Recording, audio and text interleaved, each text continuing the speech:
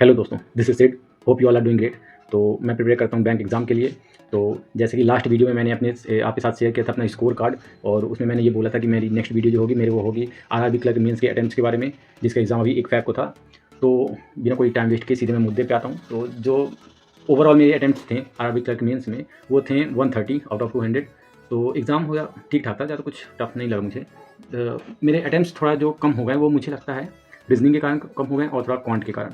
इसकी मैंने तैयारी थोड़ी कम ही की थी। बाकी कंप्यूटर की और जनरल अवेयरनेस की बात करूँ तो कंप्यूटर मुझे ईज़ी लगा कंपेयर टू आरआरबी पीओ के हिसाब से।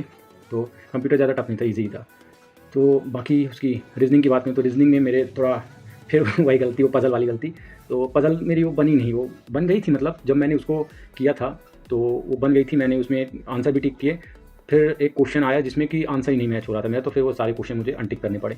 तो वो अनफॉर्चुनेटली वो पज़ल मुझे छोड़नी पड़ी, जिसके कारण थोड़ी अटेम्प्ट मेरे कम हो गए। तो उसी के कारण बाकी ओवरऑल ठीक था एग्ज़ाम। कंप्यूटर ठीक था।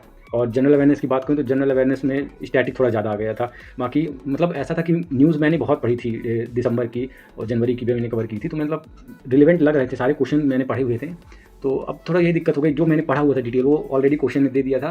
अब उसका बस पूछ लिया, स्टैटिक पूछ लिया। जैसे कि नालसा के से रिलेटेड एक न्यूज़ थी अभी दिसंबर में, तो उसके बारे में मैंने सब कुछ पढ़ लिया था। लेकिन अब उसका हेडक्वार्टर पूछ लिया, उसका हेडक्वार्टर कहाँ है। इसी तरह कौन सा पूछा था, मैरी टाइम ऑर्गेनाइजेशन का हेडक्वार्टर पूछ लिया था। तो ये सब थोड़ी स्टैटिक ज़्यादा पूछ लिया था, मतलब जो मैंने सोचा था करंट बहुत ही कम था। तो उसी कारण उसमें मेरा थोड़ा अटैम्प्ट कम हो गए। फिर भी मेरे 20 के अराउंड थे उसमें अटैम्प्ट। तो हाँ, ठीक है।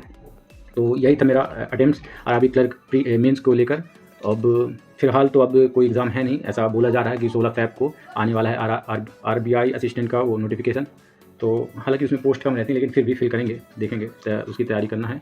तो अभी तो फ़िलहाल मैं कुछ नहीं कर रहा हूँ। इसी बीच मैंने उसका एमपी पुलिस कांस्टेबल का दिया था एग्ज़ाम, तो उसका मेरा फ़ेज़ 1 क्लियर हो गया है। अभी उसका वो है फ़ेज़ 2 यानी फिजिकल है।